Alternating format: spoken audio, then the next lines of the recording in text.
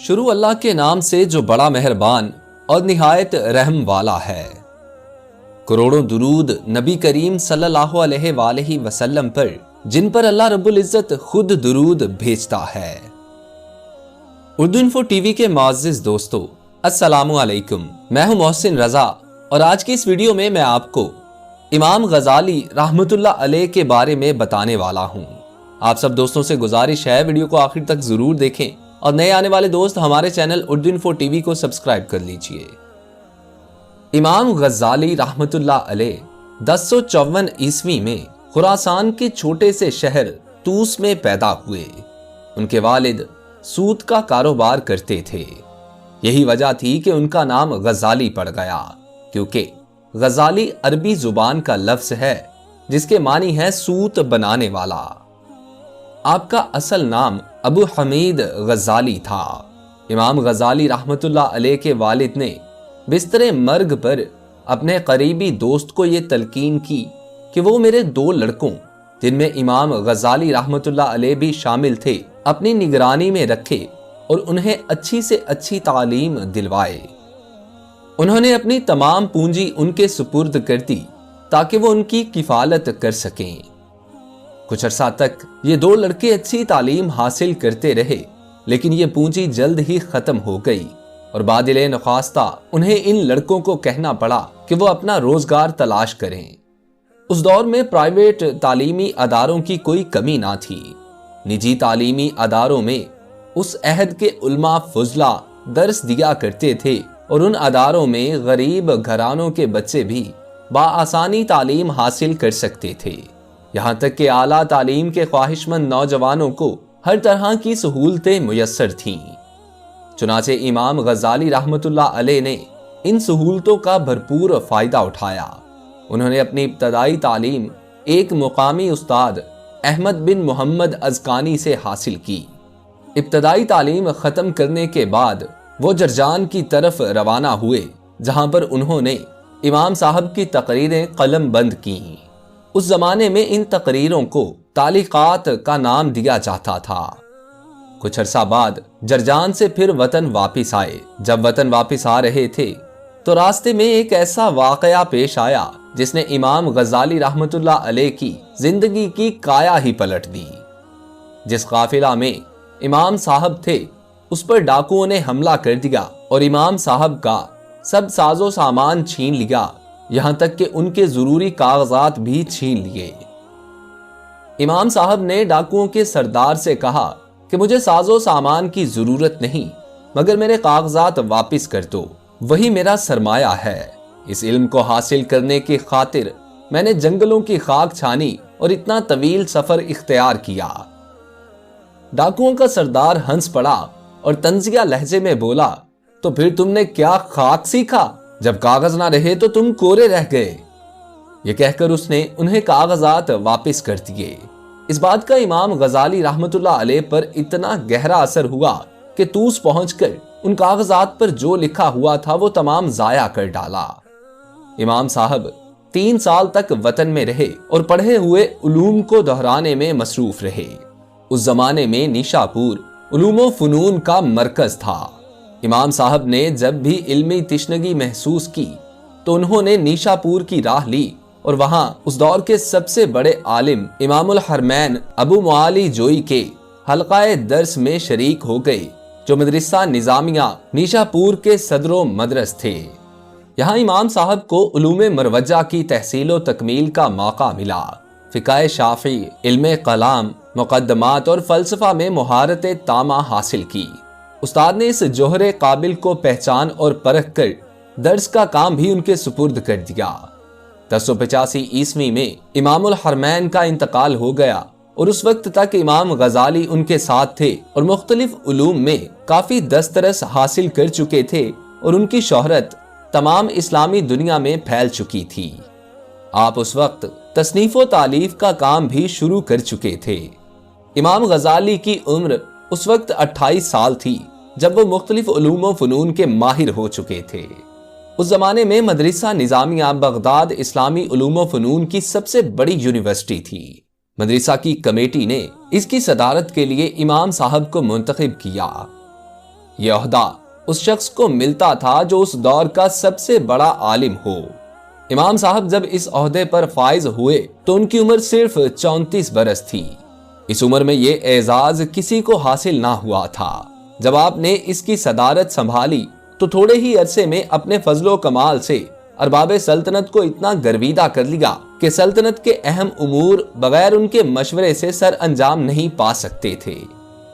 امام صاحب کے حلقہ درس میں شاگردوں کی تعداد 300 تک تھی اور شہر کے بڑے معزز لوگ اس میں شریک ہوتے تھے۔ آپ 4 سال تک اس عہدے پر فائز رہے۔ ایک دن بیٹھے بیٹھے آپ رحمت اللہ علیہ کو خیال آیا کہ خانقاہی نظام یعنی روحانی درسگاہ کو بھی دیکھنا چاہیے۔ آپ رحمت اللہ علیہ نے دور دراز کا سفر کیا مگر کچھ حاصل نہیں ہوا۔ کسی نے پوچھا، آپ رحمت اللہ علیہ حضرت ابوبکر شبلی رحمت اللہ علیہ سے کبھی ملے ہیں؟ حضرت امام غزالی رحمت اللہ علیہ نے فرمایا کہ میں نے اب تک روحانی مکتبہ فکر کا کوئی مشہور آدمی نہیں چھوڑا جس سے ملاقات نہ کی ہو، اور میں اس نتیجے پر پہنچا ہوں کہ یہ سب کہانیاں ہیں جو لوگوں نے اپنے بارے میں مشہور کر رکھی ہیں۔ پھر آپ رحمت اللہ علیہ کو خود ہی خیال آیا کہ ایک مشہور آدمی رہ گیا ہے، اس سے بھی کیوں نہ ملاقات کر لی جائے۔ چنانچہ آپ رحمت اللہ علیہ ملاقات کے لیے عازم سفر ہوئے اور حضرت ابوبکر شبلی رحمت اللہ علیہ سے ملاقات کی۔ حضرت ابوبکر شبلی رحمت اللہ علیہ اس وقت مسجد کے صحن میں بیٹھے گڈڑی سی رہے تھے۔ حضرت امام غزالی رحمت اللہ علیہ حضرت ابوبکر شبلی رحمت اللہ علیہ کی پشت کی جانب کھڑے ہو گئے۔ حضرت ابوبکر شبلی رحمت اللہ علیہ نے پیچھے مڑ کر دیکھے بغیر فرمایا، غزالی آ گیا، تو نے بہت وقت ضائع کر دیا ہے۔ علم سیکھنے کے لیے پہلے عمل کیا جاتا ہے پھر علم آتا ہے۔ اگر تو اس بات پر قائم رہ سکتا ہے تو میرے پاس قیام کر، ورنہ واپس چلا جا۔ حضرت امام غزالی رحمت اللہ علیہ نے 1 منٹ توقف کیا اور کہا کہ میں آپ کے پاس قیام کروں گا۔ یہ سن کر حضرت ابوبکر شبلی رحمت اللہ علیہ نے فرمایا کہ سامنے مسجد کے کونے میں جا کر کھڑا ہو جا۔ حضرت امام غزالی رحمت اللہ علیہ نے حکم کی تعمیل کی۔ کچھ دیر کے بعد بلایا، دعا سلام کے بعد اپنے ساتھ گھر لے گئے اور بہت خاطر مدارت کی۔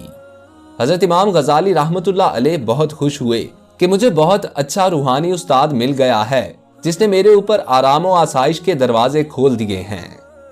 چند روز بعد حضرت شبلی رحمت اللہ علیہ نے حضرت امام غزالی رحمت اللہ علیہ سے فرمایا، بھائی اب کام شروع ہو جانا چاہیے، اور کام کی ابتدا یہ ہے کہ 1 بوری کھجور لے کر شہر کے بازار میں بیٹھ جاؤ اور بوری کھول کر یہ اعلان کرو کہ جو آدمی میرے سر پر چپت رسید کرے گا اسے 1 کھجور ملے گی۔ چپت سے مراد سر میں مارا جانے والا تھپڑ یا ہتھیلی سے ضرب ہے۔ حضرت امام غزالی رحمت اللہ علیہ 3 سال تک بازار میں کھجور کی مفت دکان لگائے بیٹھے رہے اور ان 3 سال تک ان کے سر پر چپت لگتے رہے۔ 3 سال کی مدت پوری ہو گئی تو حضرت ابوبکر شبلی رحمت اللہ علیہ نے حضرت امام غزالی رحمت اللہ علیہ کو وہ علم منتقل کر دیا جس کی تلاش میں وہ سالہ سال سے سرگرداں تھے۔